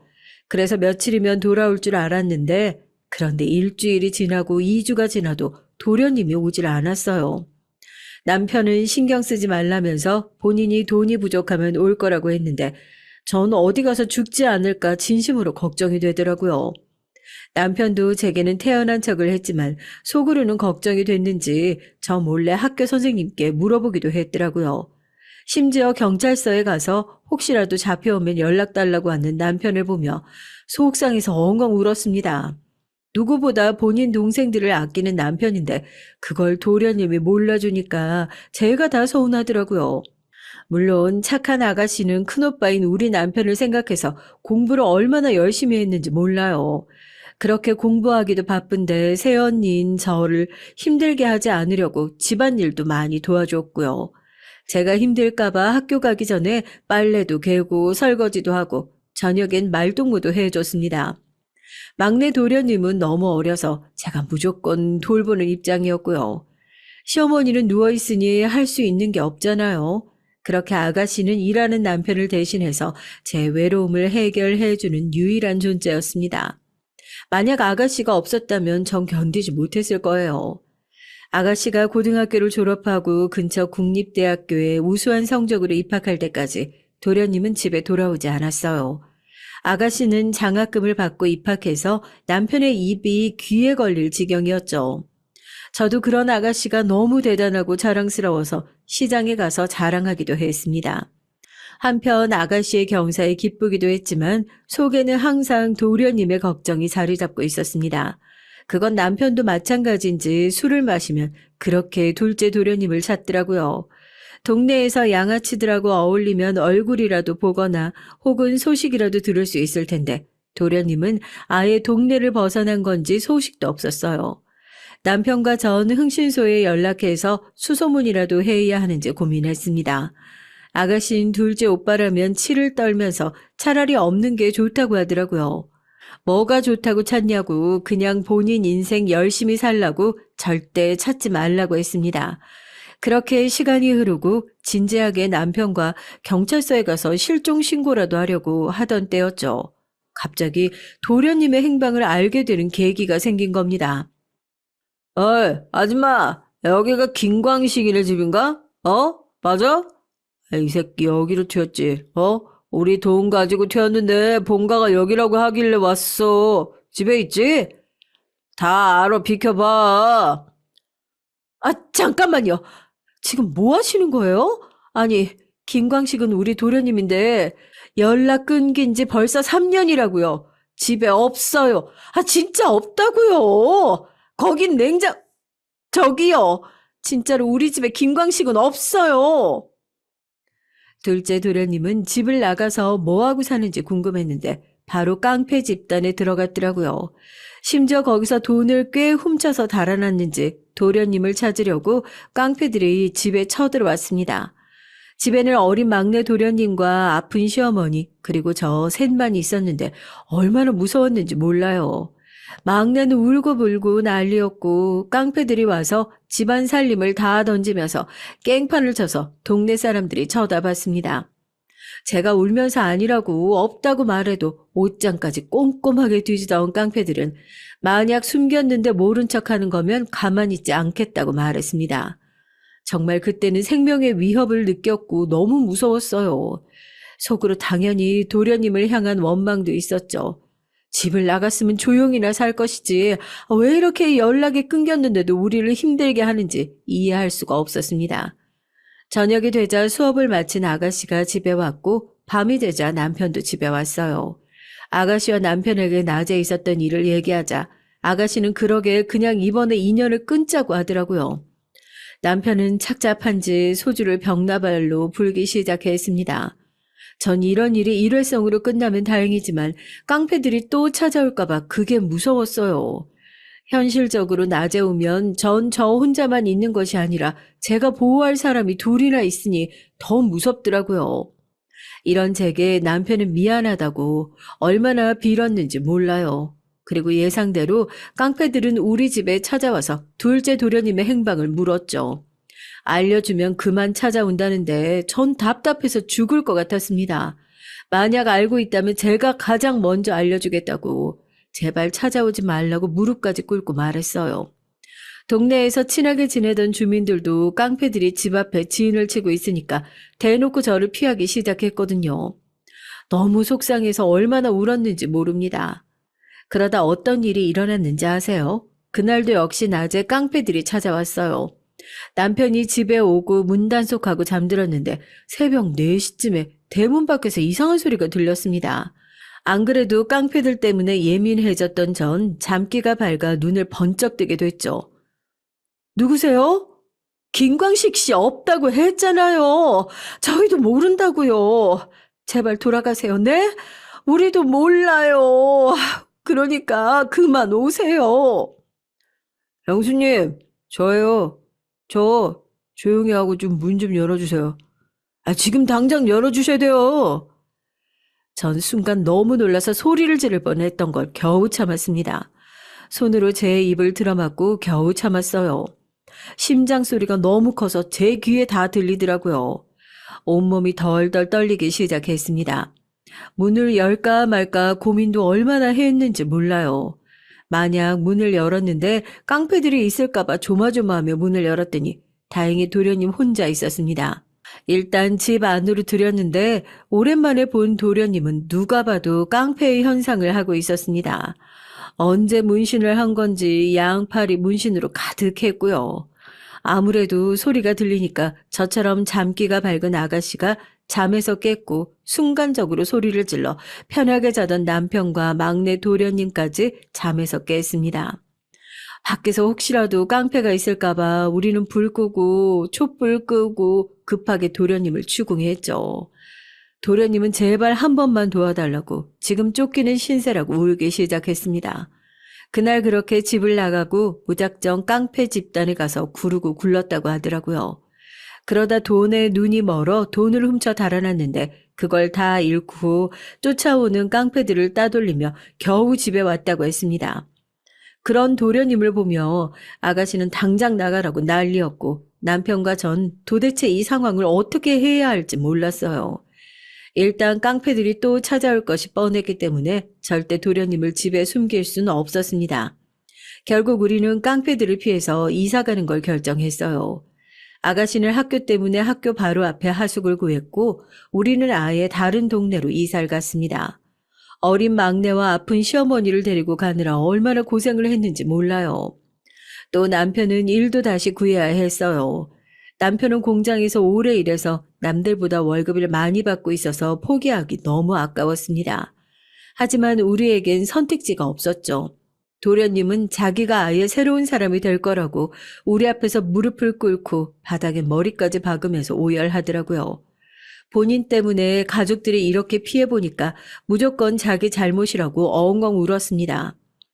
그렇게 우리는 아예 다른 지역으로 연고도 없는 곳으로 가서 새로운 출발을 하게 됐어요.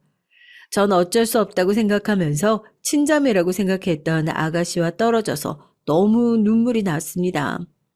아가씨도 대학을 졸업하자마자 반드시 제게 오겠다고 약속했죠. 그리고 새로운 지역에서 우리의 새로운 삶이 시작됐습니다. 남편은 공장에서 일한 경력이 길었기 때문에 공장 위주로 알아보기 시작했어요. 그러다 바로 냉장고를 만드는 공장에 취업했습니다. 이사 오고 전 임신했다는 소식을 알게 됐죠. 제가 임신했다고 하자 남편은 무리하게 일하기 시작했어요. 태어날 아기는 가난하게 키우기 싫다고 하더라고요. 그리고 도련님도 정말 정신을 차렸는지 일을 알아보기 시작하더니 트럭 운전하는 일을 시작했습니다. 도련님까지 일하니까 확실히 수입이 2배로 늘어서 그나마 숨통이 트였죠. 전 다행히 입덧이나 심각한 임신 증상은 전혀 없었고요. 그래서 집에서 시어머니를 돌보고 막내 도련님을 키우면서 서방님과 남편의 밥을 차려주기 바빴습니다. 그렇게 우리는 이사 가고 한동안은 특별한 일이 없었어요. 그러다가 2년 정도 지났을 때 사건이 연달아 발생하게 됐죠. 아직도 이때를 떠올리면 도대체 어떻게 버텼던 건지 신기합니다. 가장 먼저 아픈 시어머니가 건강이 많이 안 좋아져서 병원에 입원하게 됐어요. 그때는 다행히 막내 도련님이 학교에 다니고 있을 때라 제가 전담해서 시어머니를 간호할 수 있었죠. 남편과 둘째 도련님이 돈을 벌어서 병원비를 내기는 했는데 확실히 집에 환자가 있으니까 돈이 술술 나갔어요. 그러다 시어머니는 반년의 입원 끝에 하늘나라로 가셨습니다. 비록 좋은 추억은 없었지만 막상 돌아가시니까 헛헛한 마음이 들었어요. 시어머니가 돌아가시면서 우리에게 선물을 남기고 가셨던 건지 장례식이 끝나고 확인하니 제가 둘째를 임신했더라고요. 아이를 전 2명은 낳고 싶었던 터라 좋았습니다. 제가 둘째까지 임신했다고 하니까 아가씨도 자기 일처럼 좋아했습니다. 다행히 첫째도 둘째도 입덧이 없어서 편안하게 둘째를 기다리고 있었는데 우리 가족에게 큰 불행이 닥치고 말았어요. 그날은 아직도 생생한데 아침에 남편과 둘째 도련님은 일하러 가고 막내 도련님도 학교에 갔던 시간이었죠. 첫째 딸을 안고 집안일을 하며 있었는데 갑자기 전화가 울리더라고요. 대수롭지 않게 생각하고 받은 그 전화에 전 내용을 듣고 심장이 내려앉는 기분이었습니다. 저기 형수님, 저 형철인데요.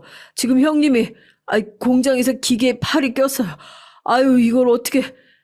지금 빨리 병원으로 오셔야 돼요. 생명이 위독하다고 하더라고요. 빨리 와주세요. 네, 뭐라고요? 알겠어요. 저 지금 당장 갈게요. 잠시만 기다려주세요. 택시를 불러서 갈게요. 이게 무슨 일이야? 전 그 말을 듣고 눈물도 나오지 않았습니다. 그저 이게 현실이라고 믿고 싶지 않았죠. 침착하게 심호흡을 하며 택시를 불러 병원으로 향했습니다. 제가 도착했을 때 남편은 수술을 기다리고 있었어요. 전 수술에 들어간 남편을 보니 그제야 실감이 나기 시작했습니다. 제 소식을 듣고 달려온 도련님과 아가씨도 엉엉 울기 시작했고요. 그리고 지옥처럼 느껴지던 몇 시간이 흐르고 마침내 의사가 문을 열고 나왔습니다. 의사는 다행히 목숨은 살렸지만 한쪽 팔을 절단할 수밖에 없었다고 하더라고요. 평생 의수를 착용하고 살아야 한다고 했는데 전 다 떠나서 일단 숨이 붙어 있다는 것에 감사했습니다. 그래서 의사에게 너무 고맙다고 빌고 또 빌었어요. 둘째를 임신했다는 소식에 나서서 잔업하고 무리하게 일을 하더니 사고를 당한 남편을 보고 너무 안타까웠죠. 남편은 성실하게 일하면서 한 번도 집에 와서 힘든 티를 냈던 적이 없었거든요. 항상 가족들이 우선이었고 본인이 제일 힘들면서 피곤한 내색도 보이지 않던 사람이에요. 그런 사람이 일하다 다쳤으니 전 너무 속상했습니다. 언니 어떡해요?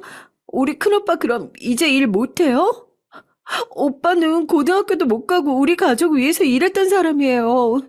평생 고생만 했는데 팔까지 잃고 무슨 인생이 이래요? 우리 오빠 불쌍해서 어떡해요? 지금 첫째도 너무 어리고 언니 곧 둘째도 태어나잖아요. 아가씨 전 괜찮아요. 남편이 이제껏 고생했으니까 아기 낳으면 내가 나가서 일하면 되는 거지. 그러니까 아가씨는 우리 걱정은 하지도 말고 아가씨 인생 살아요. 알겠죠? 말로는 아가씨에게 괜찮다고 했지만 전 사실 너무 막막했습니다. 앞이 보이지 않는 기분이 들었어요. 남편의 수술비도 매우 비쌌고 병원에 꾸준히 다니며 치료를 해야 했는데 모아놓은 돈은 다 털어도 부족했거든요. 아가씨 말대로 우리에겐 태어날 아기도 있었고 집에는 너무 어린 첫째와 막내 도련이까지 있었으니까요. 전 하지만 슬퍼할 시간도 부족했습니다. 그래서 무작정 일을 구해서 하기 시작했어요. 이때 도련님이 급한 생활비는 해결해 주어 얼마나 고마웠는지 모릅니다. 남편은 본인의 실수라고 자책했지만 전 절대 남편의 잘못이 아니라고 입이 아프게 말했어요. 당연히 한쪽 팔을 잃은 남편은 공장에서 계속 일할 수는 없었습니다. 남편은 본인의 몸도 너무 아프지만 무엇보다 정신적으로 힘들다고 하더라고요. 한순간의 실수가 이렇게 될 줄은 몰랐다고 제 앞에서 처음으로 울기 시작했어요. 그런 남편이 안쓰러워서 끌어안고 저도 울었습니다. 그래도 남편이 집에 있으니까 저는 아이들을 전적으로 남편에게 맡겼어요. 둘째를 출산하고 전 일단 식당에 가서 일을 시작했습니다. 무조건 돈이 최대한 필요할 것 같았기 때문이에요. 눈 뜨자마자 신문 배달을 시작으로 식당에서 일하고 집에 와서 인형 눈을 붙이는 것까지 하면서 일했습니다. 당연히 아이를 낳고 제대로 조리도 못한 채로 일을 하니 몸이 너무 아팠고요. 하지만 남편은 저보다 더 고생했기 때문에 불평을 할 수도 없더라고요. 그렇게 힘들게 일하면서 남편의 재활에 신경도 많이 썼어요. 계속해서 옆에서 당신 잘못이 아니니까 전혀 죄책감을 갖지 말라고 했죠. 남편은 워낙 긍정적인 사람이라 조금 힘들어 하더니 금방 정신을 차리더라고요. 그러면서 아이들이 크면 본인도 나가서 소일거리라도 하겠다고 했습니다. 이렇게 긍정적으로 우리는 서로를 위로하며 버텼어요. 지옥 같던 시간이었는데 서로 의지하니까 그래도 괜찮더라고요. 그러다 둘째 도련님이 뜻밖의 소식을 전했습니다. 아가씨까지 집으로 부르더니 갑자기 본인이 결혼을 한다고 하더라고요. 화물차를 운전하며 도련님은 여기저기 많이 다녔는데 시골에 있는 어떤 아가씨를 알게 됐다고요. 그러면서 그 아가씨와 사랑에 빠졌다고 당장 다음 주에 데리고 온다고 하더라고요. 전 그렇게 말썽을 부렸던 도련님이 결혼을 한다니까 너무 기뻤습니다. 그러면서 한편으로는 걱정되는 것도 있었어요. 혹시나 결혼하고 사고를 칠까봐 두렵기도 했고, 무엇보다 도련님이 집에서 나가면 생활비를 보태줄 사람이 없으니까요. 하지만 도련님은 도련님의 인생을 살아야 하니까 기쁜 마음으로 결혼을 찬성했습니다. 도련님, 저는 아직도 어린 도련님이 저한테 형수님이 뭐라냐고 경찰서랑 학교에서 소리 지르던 게 기억나요. 이젠 그 모습이 아예 없어서 제가 얼마나 기쁜지를 아세요? 이 통장은 남편하고 저하고 도련님이 결혼하면 주려고 모았던 돈이에요. 그러니까 이 돈으로 신혼집 구해서 살아요.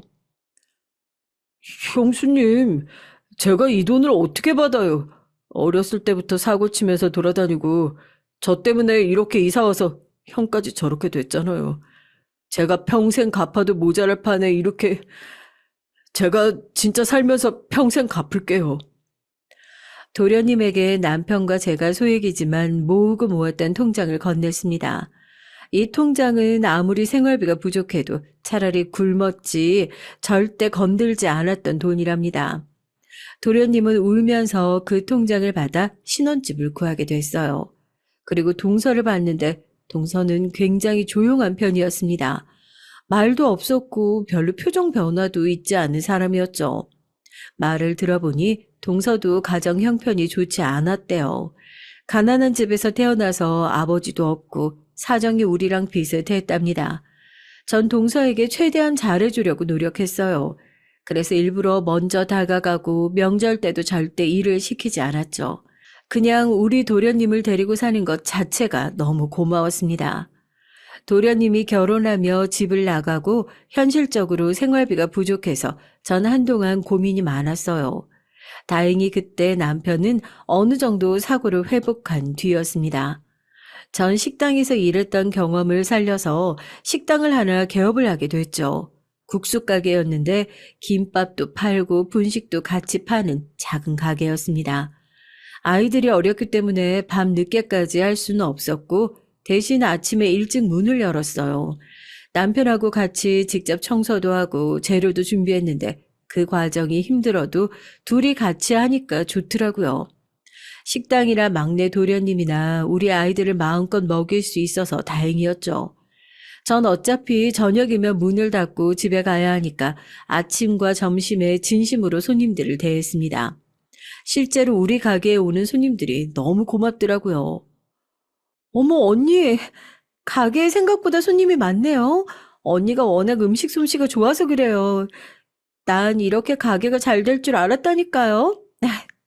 아우, 정신없어. 언니, 내가 주문 받을 테니까 빨리 가서 음식 만들어요. 아가씨 고마워요. 우리가 점심시간이 제일 바빠. 여기 주변에 학교도 있고 공장도 있고 사업장도 많거든. 오랜만에 왔는데 이렇게 일 시켜서 미안해요. 예상외로 우리 가게는 매출이 점점 좋게 나왔습니다.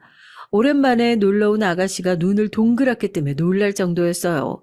전 그저 소박하게 우리 가족이 먹고 살 수 있을 정도로만 돈을 벌어도 만족했는데 가게가 생각보다 잘 되니까 너무 기분이 좋았습니다. 이렇게 평생 산다면 걱정이 없을 것 같았죠. 하지만 인생이란 것이 원래 좋은 게 하나 있으면 나쁜 것도 하나 있죠. 결혼하고 조용하던 서방님이 또 사고를 치게 됐습니다. 생각보다 서방님이 결혼하고 조용히 동서랑 사는 것 같아 좋았거든요. 그런데 결혼하고 3년 차가 되었을 때 동서가 우리 가게로 무작정 찾아왔어요. 이렇게 말도 없이 찾아오는 것은 처음 있던 일이라 너무 놀랐죠. 동서는 무슨 일이 있냐는 우리 부부의 말에 충격적인 말을 했습니다. 무려 서방님이 도박에 손을 댔다고 하더라고요. 서방님은 그때도 화물차 운전하며 살고 있었는데 벌이가 안정적으로 좋았거든요. 그래서 동서는 심지어 그때 첫째 시조카를 임신한 상태였습니다. 아내가 임신했는데 서방님은 밖에서 도박에 손을 댔다고 어떡하냐고 동서는 우리에게 하소연을 했어요.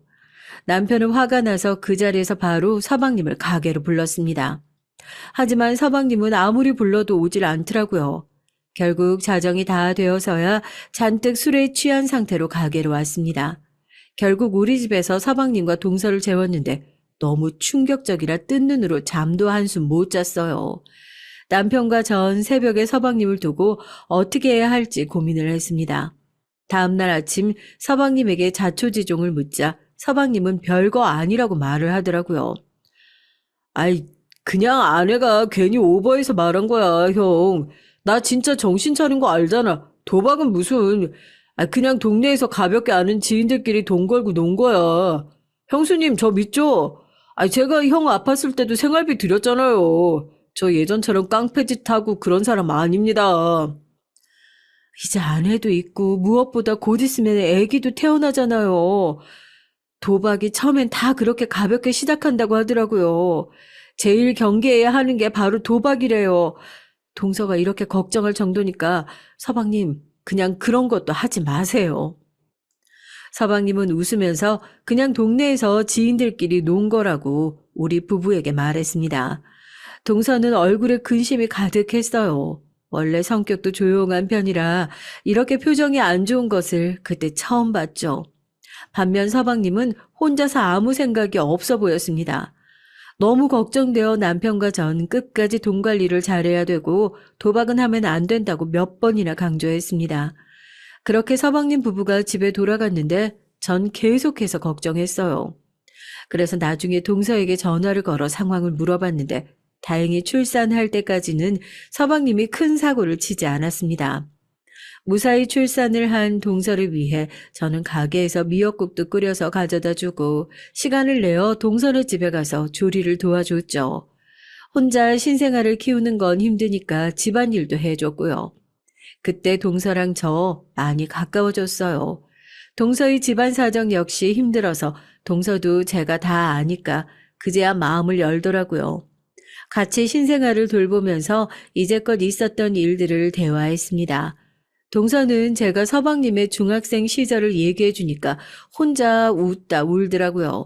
저도 다 지난 일이니까 말하는 거라고 하면서 서방님이 혹시라도 도박에 또 손을 대면 알려달라고 했어요.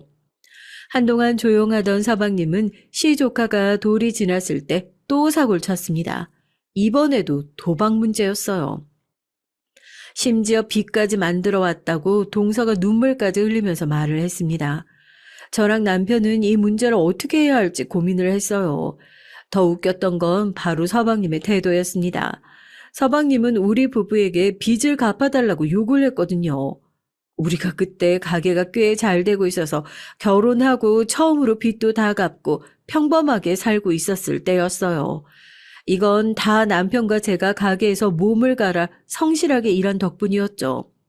또 얼마 후면 아가씨가 결혼할 예정이었거든요. 그때 아가씨에게 돈을 주려고 모아놓은 통장이 있었는데 서방님은 그 돈을 달라고 했습니다. 이 문제로 아가씨와 서방님은 연을 끊게 됐어요. 아가씨의 결혼을 앞두고 우리 집에서 다들 모였는데 싸움이 났거든요. 아가씨는 예전부터 서방님을 미워했는데 매번 꾹 참다가 이때 폭발하게 됐습니다. 하필 서방님이 또 다혈질이라 아가씨가 뭐라 하는 것을 넘기지 못했어요. 둘째 오빠 진짜 사람도 아니야. 난 큰오빠랑 새언니한테 너무 미안해서 저 돈 받을 생각도 안 했어. 그런데 뭐? 내가 안 받으면 오빠가 도박하느라 빚이 생겼으니까 달라고? 오빠, 어떻게 그래? 새언니 결혼하고 우리 가족 먹여 살린다고 고생한 사람이야. 나도 알아, 안다고. 그래서 내가 형 다쳤을 때도 생활비 줬어. 야, 나라고 뭐 가족한테 못할 짓만 했냐? 나도 최선을 다했는데 네가 뭔데 나한테 이래? 큰오빠가 다친 이유가 뭔데? 오빠 때문에 깡패들이 집에 찾아와서 무리하게 이사 와서 새로 공장에 취업해서 다친 거잖아. 애초에 오빠만 아니면 큰오빠가 저렇게 다치지도 않았어. 양심이 있는 거야? 야, 너 지금 말 다 했냐? 이게 진짜 미쳤나? 아우, 야, 네가 내 누나냐? 어? 둘이 계속해서 싸우는 바람에 남편과 저는 중간에서 말리느라 얼마나 고생을 했는지 몰라요. 결국 아가씨는 서방님에게 본인 결혼식에도 오지 말라고 했고, 진짜로 서방님은 아가씨의 결혼에 참석하지도 않았습니다. 전 이때 너무 속상해서 너무 많이 울었어요. 그냥 다들 행복했으면 좋겠는데 왜 이런 사건들이 발생하는지 모르겠더라고요. 남편과 얘기를 해도 도저히 결론이 나오지 않았습니다. 빚 갚을 돈을 줄 수는 있는데 서방님이 또 도박하고 사고치면 계속 우리가 도와줄 수는 없잖아요. 또 우리도 그때 아기가 2명이고 막내 도련님도 여전히 같이 살고 있어서 나중을 위해서라도 돈을 모아야 했어요. 그래서 서방님을 따로 불러 돈을 갚아줄 순 없다고 말했습니다. 그랬더니 서방님은 예전에 결혼 전에 우리한테 줬던 생활비를 달라고 하더라고요. 남편이 그 돈보다 우리가 신혼집을 구하라고 줬던 금액이 더 많다고 했더니 서방님은 더럽고 치사하다고 하더니 그대로 집을 나갔습니다. 다시는 자기를 찾지 말라고 하더라고요. 그 모습을 보는데 마치 예전에 집 앞에서 화를 내고 사라졌던 서방님이 떠올랐습니다. 남편도 화가 나서 제게 절대 서방님이 찾아와도 문도 열어주지 말라고 했어요. 저도 속상하고 어이가 없었죠. 하지만 그래도 가족이고 무엇보다 동서가 걱정되더라고요. 아직 아기도 어린데 남편이 저러니까 얼마나 마음고생이 심했겠어요. 저도 식당을 운영하느라 바쁘기도 했고 또 한 번에 많은 돈을 줄 수 없어서 동서에게 아기 굶기지 말고 분유라도 먹이라고 돈을 보냈습니다. 종종 연락해서 안부도 물었고요. 아가씨가 제가 이러는 것을 알고 그러지 말라고 했는데 그냥 제가 그러고 싶더라고요. 아예 남도 아니고 가족이잖아요. 또 우리 집 딸들을 키우면서 이제는 안 쓰는 육아용품들과 옷도 다 주었고요. 그러면서 동서에게 물어봤더니 서방님은 여전히 도박에 빠졌다고 하더라고요. 처음엔 그 정도는 아니었는데 갈수록 사람이 피폐해질 정도로 도박 중독에 걸렸다고 했습니다. 서방님을 구제하려고 동서와 저 얼마나 고민했는지 몰라요. 하지만 이미 도박에 빠진 서방님은 동서와 제가 연락하는 것을 알자 오히려 동서에게 화를 내면서 연락도 하지 말라고 하더라고요. 벌어오는 돈이 없이 도박으로 빚만 잔뜩 생긴 동서는 결국 본인이 일하기 시작했습니다. 그런데 아기가 있으니 그것도 쉽지 않아 보였습니다. 전 그래도 동서가 나가서 일하는 모습이 기특하기도 하고 안쓰러워서 제가 나서서 시조카를 돌봐줬습니다. 난 진짜 당신한테 너무 미안해. 시집와서 우리 막내 어버 키웠지. 나랑 2딸도 키웠지. 이제는 아기들이 다 크니까 시조카까지 키워? 여보, 내가 몸도 이런데 데리고 살아줘서 고마워. 아기 돌보는 게 얼마나 힘든지 아니까 더 미안해. 당신이 한결같이 성실하고 나만 바라보니까 내가 이러는 거지. 우리 가게가 그래도 매출이 고정적으로 나오니까 얼마나 다행이야. 난 오히려 이런 현실에 감사해. 우리가 가게라도 하니까 이렇게 내가 시조카도 돌봐주는 거지. 처음이 힘들지 4번째라 힘들지도 않아. 동서는 제게 아이를 맡기고 다른 식당에서 일을 했어요. 처음에 제가 우리 가게에서 일하라고 했는데 서방님이 그렇게 반대를 했다고 하더라고요. 우리한테 아이를 맡기는 것도 겨우 허락을 받았다고 하는 동서에게 전 할 말이 없었습니다. 동서가 벌어오는 돈을 서방님은 그대로 가져다가 도박에 썼어요. 제가 그 광경을 보다 못해서 동서에게 돈을 숨기라고 했는데 서방님이 동서가 일하는 가게로 가서 깽판을 쳤다고 하더라고요. 진지하게 남편과 전 둘이 이혼을 시켜야 하나 고민을 했습니다. 그러다 사건이 하나 더 발생했어요. 바로 동서의 아이가 5살 때쯤 많이 아팠어요. 한밤중에 갑자기 연락이 와서 응급실이라고 하길래 남편과 전 급하게 병원에 갔죠. 동서는 엉엉 울면서 아이가 급성 백혈병에 걸렸다고 하더라고요. 우느라 정신없는 동서를 달래면서 의사의 말을 들었는데 많이 심각한 상태라고 했습니다. 그때 우리 부부는 식당이 생각보다 잘 돼서 넉넉한 형편이었거든요. 그래서 우리 부부가 병원비는 다 될 테니까 걱정하지 말라고 했습니다. 서방님은 본인의 아이가 아파서 입원해서 언제 죽을지 모른다는 소식을 듣자 드디어 정신을 차렸어요. 형수님, 제가 미쳤었나 봐요. 우리 아들 불쌍해서 어떡해요? 이렇게 못난 아버지 밑에서 커서 그래요. 내가 그냥 성실하게 운전하면서 돈 벌었어야 했는데 이게 다 나 때문이야. 아내한테도 너무 미안해요. 서방님, 지금이라도 정신 차렸으면 됐어요. 일단 아이 병원비는 우리 부부가 알아서 할 테니까 서방님은 도박에서 빠져나와요. 살면서 도박에만 손대지 않겠다고 해요. 그것만 약속하면 뒷일은 우리가 다 알아서 할게요. 서방님은 우리 부부가 아이의 병원비를 내준다고 했더니 엉엉 울기 시작했습니다.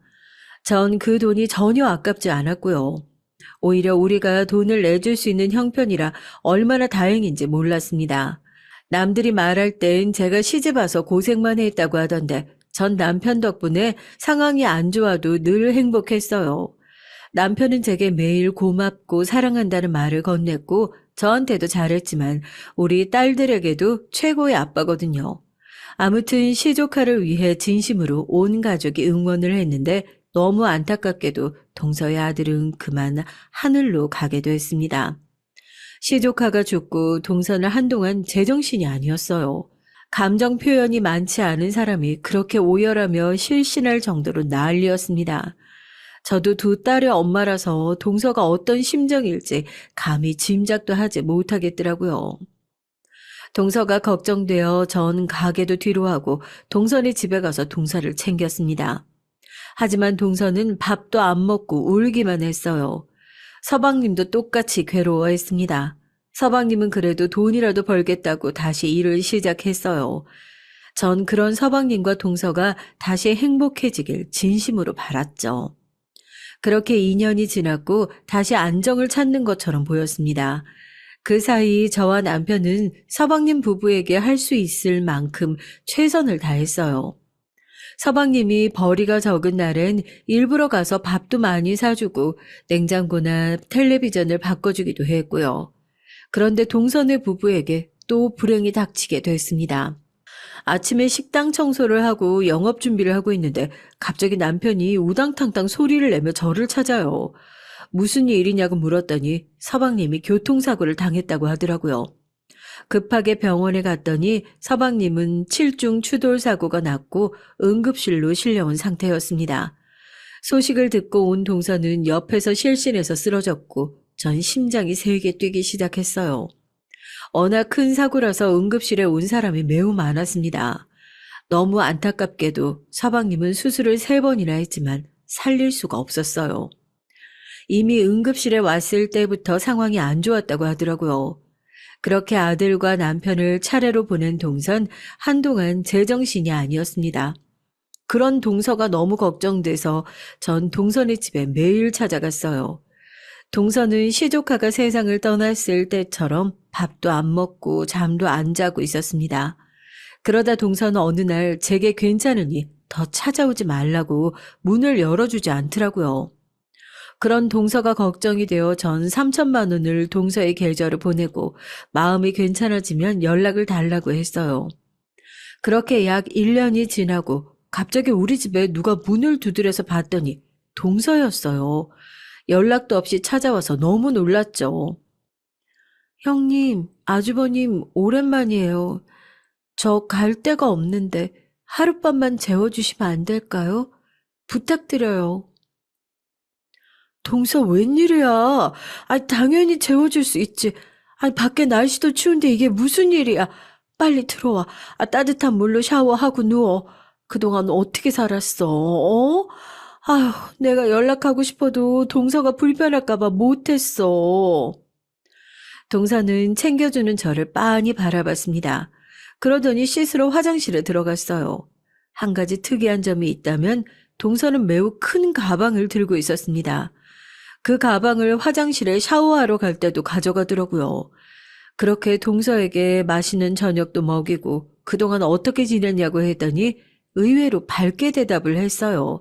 다 괜찮아졌고 이제 가슴속에 서방님과 조카를 묻고 새로운 인생을 살겠다고 하더라고요.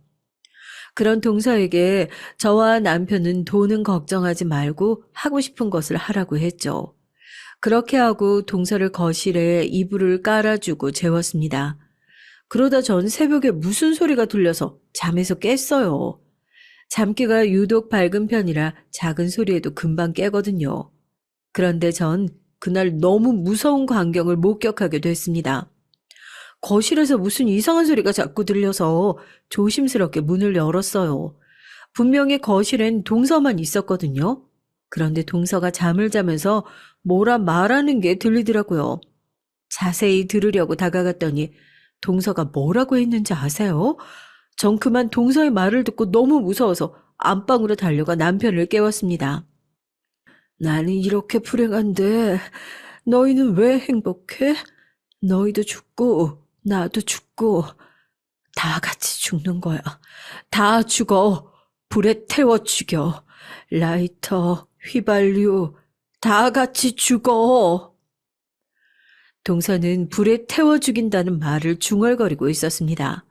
순간 소름이 돋아 동서가 가져온 가방을 몰래 열었더니 그 안에는 휘발유가 가득 들어 있었어요. 라이터도 옆에 있는 걸 보고 전 너무 놀라 소름이 돋았습니다. 그리고 안방으로 가서 남편을 깨워 상황을 설명했죠. 남편은 일단 경찰서에 신고하자고 했는데 전 그래도 가족이니까 깨워서 물어보자고 했습니다. 저도 당연히 배신감이 들었고 그동안 제가 얼마나 챙겨줬는데 너무 서운했죠. 혹시 몰라 가방을 숨기고 동서를 조용히 깨워서 우리 집에 왜 왔는지 물었습니다. 그러면서 가방에 있는 휘발유와 라이터가 뭐냐고 했더니 동서는 울면서 진심을 말했어요. 전 그냥 항상 형님이 부러웠어요. 비록 아주버님의 팔이 없어도 서로가 서로를 응원하고 누구보다 사랑하잖아요. 또 경제적으로 넉넉하고 아이들도 예쁘고 공부도 잘하고 부족한 게 없잖아요. 반면 전 이제 남은 건 남편이 남긴 빚밖에 없어요. 그냥 살기가 싫었어요. 재수 씨도 안타깝지만 저랑 아내가 얼마나 신혼 때부터 고생했는지 알아요? 우리도 이제야 이렇게 사는 거지 예전엔 말도 못했어요. 그동안 재수 씨가 안타까워서 우리 아내가 돈도 많이 주고 도와줬는데 은혜를 이런 식으로 갚아요? 동서가 울면서 너무 부러워서 그랬다고 실토를 하더라고요. 남편은 그 말을 듣고 화가 나서 배응망덕하다고 동서를 내쫓았습니다. 사실 경찰에 신고하려고 했던 것을 제가 기를 쓰고 막았어요. 다만 동서에게 이제 도와주는 건 전혀 없을 거라고 아예 연락을 끊자고 했습니다. 실제로 우리는 식당 문을 닫고 이사까지 갔죠. 새로운 곳에 가서 새로 식당을 열었고 새로운 삶을 살고 있습니다. 동서와 독하게 연락을 끊으려면 어쩔 수 없었어요. 우리가 동서를 위해 주었던 돈만 해도 사실 거의 1억이 넘거든요. 그렇게 도와줬더니 우리를 죽이려고 했다는 것에 전 너무나도 많이 충격을 받았습니다. 아가씨에게 말했더니 이사를 결정한 것을 칭찬해 줬습니다. 그래서 지금은 동서가 어떻게 살고 있는지 몰라요. 만약 제가 동서와 연락을 끊지 않았다면 또 돈을 주고 있었겠죠. 남편은 할 만큼 하고도 남았다고 이제 동서는 없는 사람으로 여기자고 했습니다. 여기까지가 제가 준비한 사연이에요. 여러분 재밌게 들으셨나요? 여러분이 재밌게 들으셨다면 그걸로 다행입니다. 들어주셔서 감사합니다.